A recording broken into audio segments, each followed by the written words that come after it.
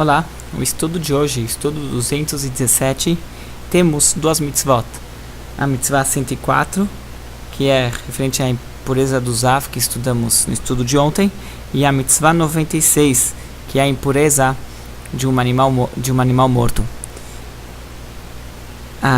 Um animal morto, que ele morreu sem shritá, mesmo se for um animal kasher que ele morreu sem a shritá, sem o abate propício para tornar a carne kasher, esse animal, esse corpo do animal, ele é uma fonte de impureza, e uma pessoa que entra em contato com esse corpo, ela pode acabar ela fica impura. Agora, tem contatos que sim deixam a pessoa impura, e tem contatos que não deixam a pessoa impura. E essa que é a mitzvah, são as leis referentes à impureza transmitida através de um animal morto.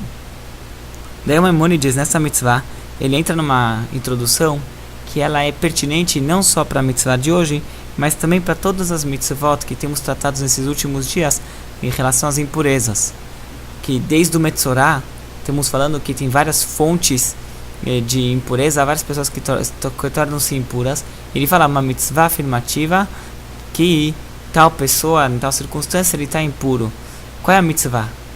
Então, será que quando a gente fala que tem um mandamento, a gente entende, é um mandamento que você deve fazer alguma coisa, que a pessoa deve fazer alguma coisa, ou que a pessoa deve, quando é uma proibição, que a pessoa deve evitar de fazer algo.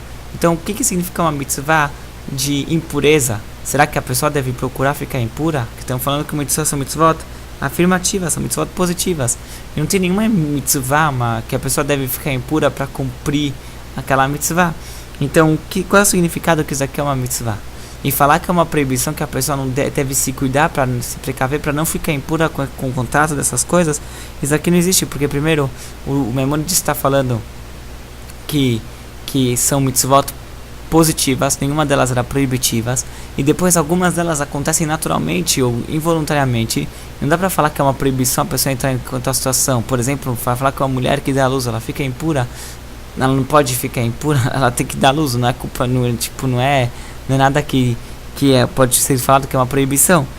Então, a explicação é o seguinte: Maimônides está falando é que temos que levar em consideração que como a Torá, ela definiu que tais circunstâncias e tais pessoas, elas tornam-se impuras ou fontes de impureza. E essa que é a mitzvah, que são as leis que a pessoa ela fica impura, quais são as maneiras que a pessoa fica impura, quais são as circunstâncias de quando ela sim fica impura, quando ela não fica impura, quando ela transmite a impureza, quando a pessoa não transmite a impureza. Isso que são as leis que estamos dessas mitzvot, essas que são as mitzvot que estamos tratando nesses dias. Não é que tem uma mitzvah que a pessoa deve ser ativa, que a pessoa deve fazer algo ou deixar de fazer algo. É assim que a mitzvah é que a pessoa que está em situações tornam as pessoas impuras. O que acontece agora com uma pessoa impura? Daí sim tem várias leis. Quais são as implicações de impurezas? Que daí são outras mitzvot ou outras proibições. Por exemplo, uma pessoa impura não deve entrar no templo. Isso é uma proibição, mas é uma proibição à parte, que não deve entrar no templo uma pessoa que está impura. Inclusive estudamos essas mitzvot alguns meses atrás, algumas semanas atrás, a questão de 1 mês e meio, 2 meses atrás. Agora, que a pessoa tornar-se impura, isso aqui é uma mitzvah à parte, que isso aqui a pessoa torna-se impura em tais circunstâncias. Essas que são as mitzvot que temos tratado nessa última semana.